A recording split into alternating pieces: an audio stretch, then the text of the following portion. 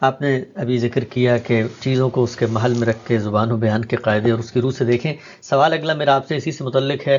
عام طور پہ کہا جاتا ہے، قرآن مجید نے کہا ہے کہ روزے کو پورا کرو الی اللیل. لیل کا لفظ آیا ہے، لیل کا مطلب ہوتا ہے رات، لیکن ہم تو غروب شمس کے وقت جب سورج ڈوب رہا ہوتا ہے اس کے ابتدا میں روزہ افطار کر لیتے ہیں. لیل کو غروب شمس کیسے سمجھا گیا، اور صحابہ کا طریقہ کیا تھا؟ کیا وہ پوری طرح اندھیرا ہو جاتا تھا تب روزہ افطار کرتے تھے، نماز پہلے ادا کرتے تھے، روزہ افطار کر کے نماز پڑھتے تھے؟ دیکھیے قرآن مجید میں صرف رات نہیں ہے بلکہ الی اللیل کے الفاظ ہیں، رات تک.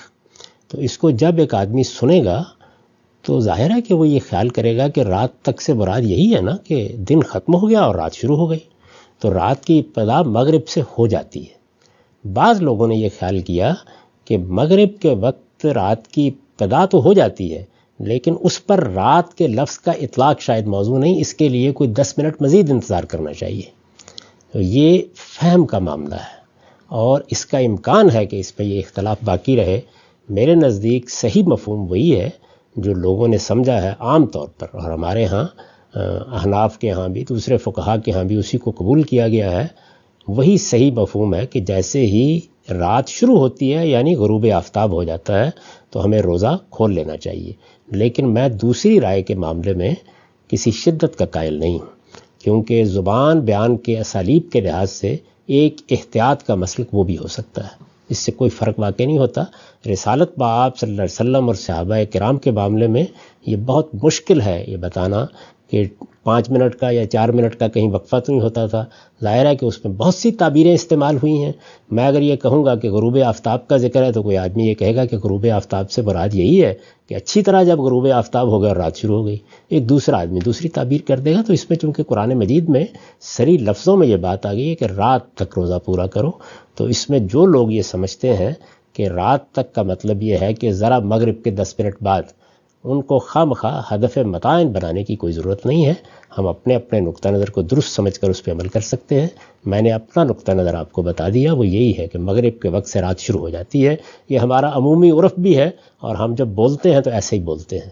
میں اس کو ترجیح دیتا ہوں تاہم دوسروں کو ہدف متعین نہیں بناتا. ٹھیک. اچھا، ہم سے جو لوگ تنقید کرتے ہیں ان لوگوں پہ جو تاخیر سے کھولتے ہیں تو یہ کہتے ہیں کہ رسالت محمد صلی اللہ علیہ وسلم نے فرمایا ہے کہ روزہ افطار کرنے میں جلدی کرو، اور جب آپ وقت سے ہٹ جاتے ہیں تو پھر آپ کا جو روزہ ہے وہ مکروہ ہو جاتا ہے، تو آپ کو اسی وقت پہ کھولنا ہے جو ہمارے نزدیک طے ہے. یہ دیکھیے بات یہ ہے کہ یہ اپنی رائے کو بنیاد بنا کر دوسرے پہ تنقید کی جا رہی ہے.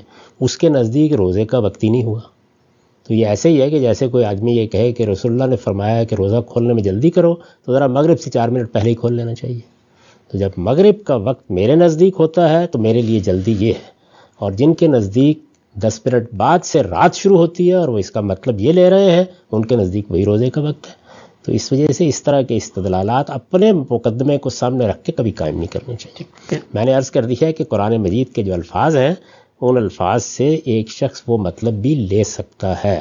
اس پہ ترجیح کا معاملہ ہے اور میں پہلے مطلب کو ترجیح دیتا ہوں کہ مغرب کے وقت روزہ کھول لینا چاہیے. ٹھیک ہے. ہم سب آخری پہلو جو میں اس کرنا چاہ رہا ہوں وہ یہ کہ اس میں ذوقی پہلو بھی تو ہے. کوئی شخص چاہتا ہے کہ وہ نماز پڑھ کے افطار کرے، تو سوسائٹی کے اندر جب شریعت کا ایک حکم آتا ہے تو یہ تنوع کسی حد تک قائم رکھنا بھی تو منشاء خداوندی ہو سکتی ہے. نہیں، وہ غلط کرے گا. اس کی وجہ یہ ہے کہ جب یہ طے ہو گیا کہ رسالت بآب صلی اللہ علیہ وسلم نے روزہ کھولنے کی اور جلد روزہ کھولنے کی تلقین کی ہے تو سب کو روزہ اپنے طے شدہ وقت ہی پر کھولنا چاہیے. روزہ کھولیں اس کے بعد نماز پڑھیں.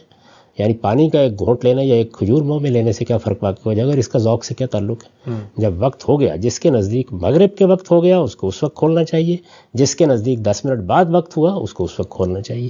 یعنی اس کا کوئی ذوق سے تعلق نہیں، اس کا تعلق فہم سے ہے. جس کا جو فہم ہے اس کو اسی کے مطابق عمل کرنا چاہیے. اگر اس میں کوئی غلطی ہوگی اس کو بھی اللہ تعالیٰ معاف فرمائے گا. تو نماز پڑھنے سے ہم سب کیا فرق واقع ہو جائے گا؟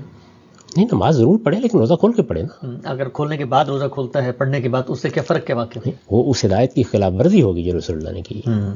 یعنی یہ اصل میں دین میں ایک وقت آ گیا. دیکھیے جس طرح سے جس وقت ہو گیا تو آپ کو روزہ بند کر دینا چاہیے، اسی طرح جب آپ کے نزدیک وقت ہو گیا ہے تو یہ اصل میں اللہ کی طرف سے اعلان ہے. پہلے امتثال امر کیجئے، اس کے بعد نماز پڑھیے.